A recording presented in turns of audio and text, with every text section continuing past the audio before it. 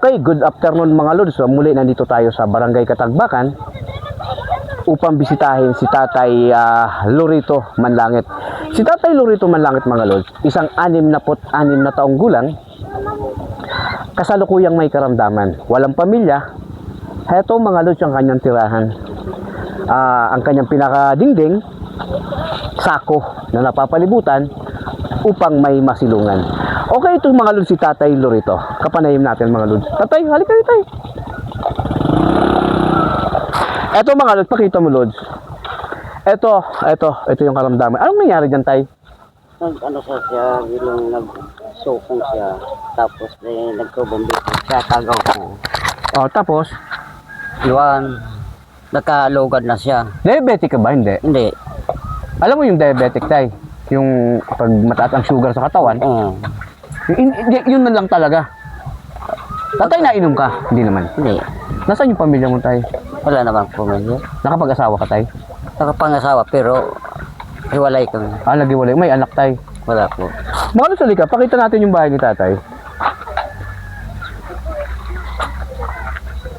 Eto mga lods yung tirahan ni tatay, no? Eto may maliit na higaan. May kuryente ka tay? Meron po. Okay. Ito. Ayan, nakita mo. Pakita mo lods yung ano niya.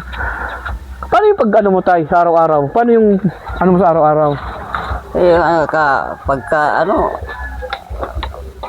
Ka-dispone naman ako pagkaon.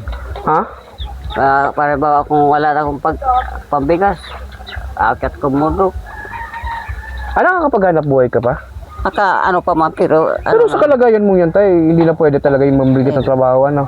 Halimbawa tay, walang natulong na kamag-anak, paano yung pagbuhay mo? Paano yung panakain? siyempre magdesisyon ka Oo. kuha ng pagkain.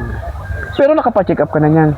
Oo, nagpatingin ko na sa doktor to eh. Actually mga lods, yung sugat ni tatay, napatingnan mo na sa doktor tayo, ano? Ano sabi ng doktor? Anong findings ng doktor? Ano daw, magpahinga muna ng ano daw. Kasi pag pag nasapilan. Dapat. Pero dapat nakabalot, di ba? Tay, pumunta ka ba ng JMA Hospital? Naipatingin mo na yan? Dito sa sa Kalalbon. Kasi tay, sa JMA Hospital ako nagtatrabaho. Kung gusto mo, dapat laging malinis, ha? Papatingnan mo lagi doon. Kung gusto mo, bibigyan kita ng pambalot dyan, pati na rin yung panghugas, para hindi na infection yung sugat. Ha, tay? Hindi po ako doktor mga lods, ano? Doktor. Okay, tay. Manawagan ka tay sa mga sponsor ko. Baka may gusto kang hingin na tulong.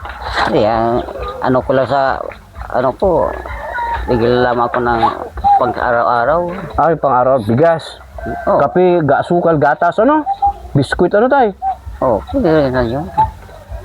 Wala ka nang balak mag-asawa, tay? Maraming single sa amin.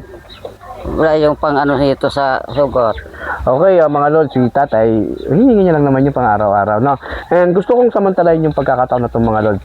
Thank you, Ma'am Nilda Machenso, no? Thank you sa binigay mong tulong, and ayun na rin sa, gusto mong tulungan buong taga-Katagbakan, no? So, ngayon pa lang, ma'am, nagpapasalamat na ako sa pagsuporta mo sa aking misyon, ano? And hopefully, si Tatay Lorito, matulungan din natin. Ano, ma'am? And hindi lang po kay Ma'am Nilda, no? Yung may mga mabuting puso na piling makatulong kay tatay, nag-iisa sa buhay, ito yung kanyang bahay. No? Ito, sako lang, no?